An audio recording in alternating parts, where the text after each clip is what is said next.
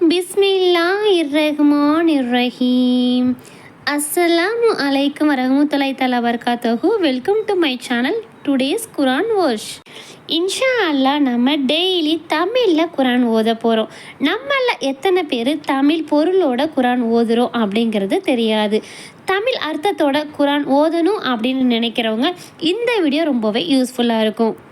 இன்ஷா அல்லாஹ் ஒரு 10 நிமிடம் நேரம் ஒதுக்கி இந்த குரான் வசனங்களை கேளுங்க.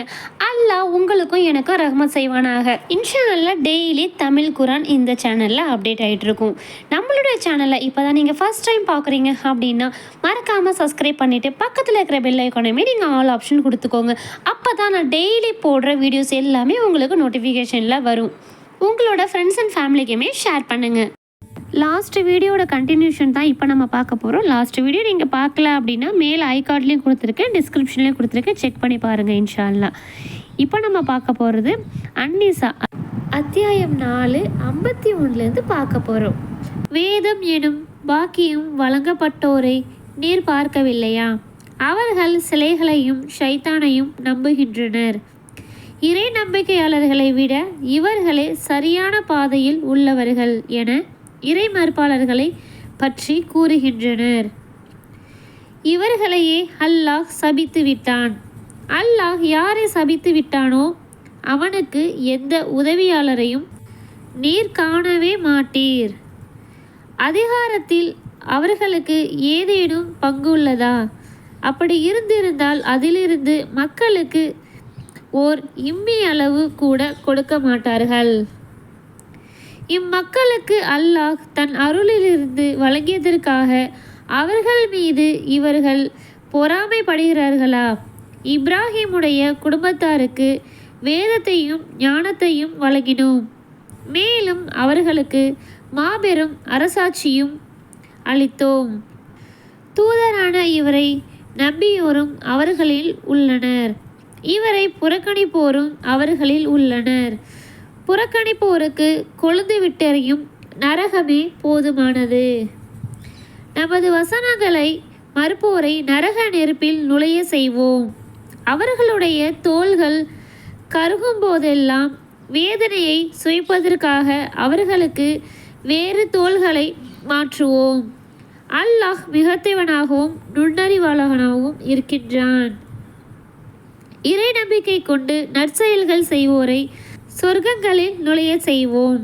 அவற்றின் கீழ் ஆறுகள் ஓடும். அதில் என்றென்றும் நிரந்தரமாக இருப்பார்கள்.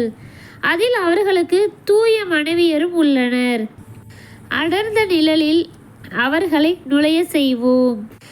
உங்களை நம்பி ஒப்படைக்கப்பட்டவற்றை அதற்குரியோரிடம் நீங்கள் மீண்டும் ஒப்படைக்க வேண்டும் என்று மக்களுக்கிடையே தீர்ப்பளித்தால் நீதியாக தீர்ப்பளிக்க வேண்டும் என்று உங்களுக்கு அல்லாஹ் ஆணையிடுகிறான். உங்களுக்கு அல்லாஹ் மிக சிறந்த அறிவுரையை கூறுகிறான். அல்லாஹ் செவியுறுப்பவனாகவும் பார்ப்பவனாகவும் இருக்கின்றான்.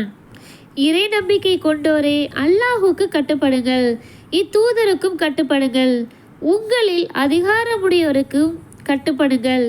நீங்கள் அல்லாஹுவையும் இறுதி நாளையும் நம்புவோராக இருந்தால் ஏதேனும் ஒரு விஷயத்தில் நீங்கள் கருத்து வேறுபாடு கொள்ளும்போது அதை அல்லாஹ்விடமும் இத்தூதரிடமும் கொண்டு செல்லுங்கள். இதுவே சிறந்ததும் அழகிய விளக்கமும் ஆகும். மீது அருளப்பட்டதையும் உமக்கு முன்னர் அருளப்பட்டதையும் நம்புவதாக கருதி கொள்வோரை நீர் பார்க்கவில்லையா?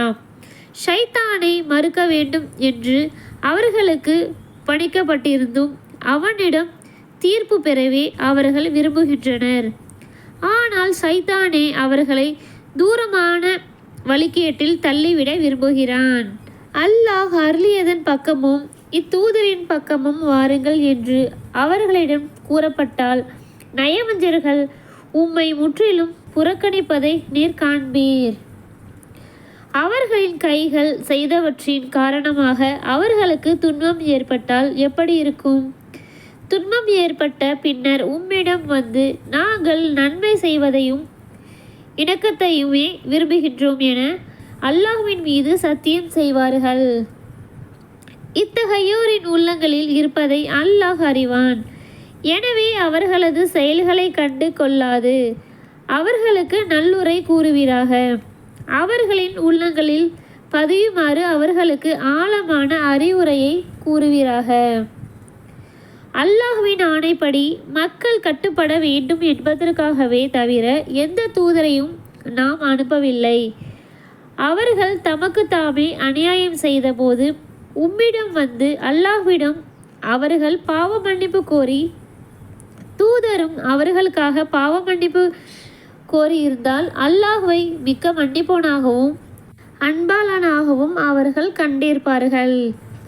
உமது இறைவன் மீது சத்தியமாக அவர்கள் தமக்கிடையிலான சச்சரவில் உம்மை நீதிபதியாக ஏற்று அதன் பின்னர் நீர் தீர்ப்பளித்ததில் தம் உள்ளங்களில் எவ்வித அதிருப்தியும் கொள்ளாமல் முழுமையாக கட்டுப்படும் வரை அவர்கள் இறை நம்பிக்கை கொண்டவர்களாக மாட்டார்கள்.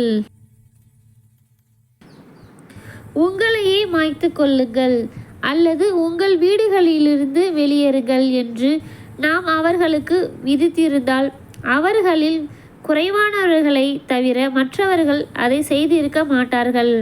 தமக்கு அறிவுறுத்தப்பட்டதை அவர்கள் செயல்படுத்தியிருந்தால் அதுவே அவர்களுக்கு மிக சிறந்ததாகவும் மிகவும் உறுதிப்படுத்துவதாகவும் இருந்திருக்கும். அப்போது அவர்களுக்கு நம்மிடம் இருந்து மகத்தான கூலியை வழங்கியிருப்போம், அவர்களை நேர்வழியில் செலுத்தியிருப்போம்.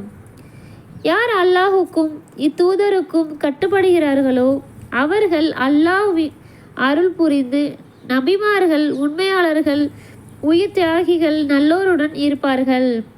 அவர்களே மிக அழகிய தோழர்கள். இது அல்லாஹ்விடமிருந்துள்ள அருட்கொடையாகும்.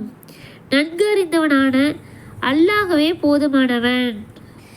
இறை நம்பிக்கை கொண்டோரே, போரின் போது எச்சரிக்கையாக இருந்து கொள்ளுங்கள். பல்வேறு பிரிவுகளால் புறப்படுங்கள் அல்லது மொத்தமாக புறப்படுங்கள். போருக்கு வராமல் பின்தங்குபவன் உங்களில் இருக்கின்றான். உங்களுக்கு ஏதேனும் துன்பம் ஏற்பட்டால் நான் அவர்களுடன் கலந்து கொள்ளாமல் இருந்ததால் அல்லாஹ் என் மீது அருள் புரிந்து விட்டான் என்று அவன் கூறுகிறான். உங்களுக்கு அல்லாஹ்விடமிருந்து ஏதேனும் அருள் கிடைத்துவிட்டால் நான் அவர்களுடன் இருந்திருக்க கூடாதா, மாபெரும் வெற்றி அடைந்திருப்பேனே என்று உங்களுக்கும் அவனுக்கும் இடையே எந்த நேசமும் இல்லாதவன் போல் கூறுகிறான். மறுமைக்காக இவ்வுலக வாழ்வை விற்போர் அல்லாஹ்வின் பாதையில் போரிடட்டும். அல்லாஹ்வின் பாதையில் போரிட்டு கொல்லப்பட்டவருக்கும் அல்லது வெற்றி பெற்றவருக்கு மகத்தான கூலியை வழங்குவோம். அல்லாஹ்வின் பாதையிலும் பலவீனமான ஆண்கள், பெண்கள், குழந்தைகளுக்காகவும் போரிடாமல் இருக்க உங்களுக்கு என்ன நேர்ந்தது?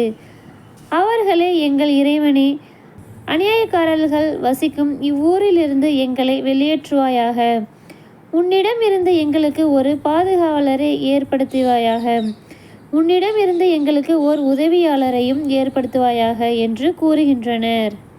இறை நம்பிக்கை கொண்டோர் அல்லாஹ்வின் பாதையில் போரிடுவார்கள். இறை மறுப்பாளர்களை ஷைத்தானின் பாதையில் போரிடுவார்கள். எனவே நீங்கள் ஷைத்தானின் நேசர்களை எதிர்த்து போரிடுங்கள். ஷைத்தானின் சூழ்ச்சி பலவீனமாகவே உள்ளது. போரிடாமல் உங்கள் கைகளை தடுத்து கொள்ளுங்கள். தொழுகையை நிலைநிறுத்துங்கள். ஜகாத்தையும் கொடுங்கள் என்று கூறப்பட்டோரை நீர் பார்க்கவில்லையா? அவர்கள் மீது போர் கடமையாக்கப்பட்ட போது அவர்களில் ஒரு பிரிவினர் அல்லாஹுக்கு பயப்படுவதையும் போன்று அல்லது அதைவிட அதிகமளவு மக்களுக்கு பயப்படுகின்றனர். எங்கள் இறைவனே, எதற்காக எங்கள் மீது போரை கடமையாக்கினாய்? சிறிது காலம் எங்களுக்கு பிற்படுத்தியிருக்க கூடாதா என்று கூறுகின்றனர். இவ்வுலக இன்பம் சொற்பமானது. இறையச்சமுடையோருக்கு மறுமையே மிகச்சிறந்தது.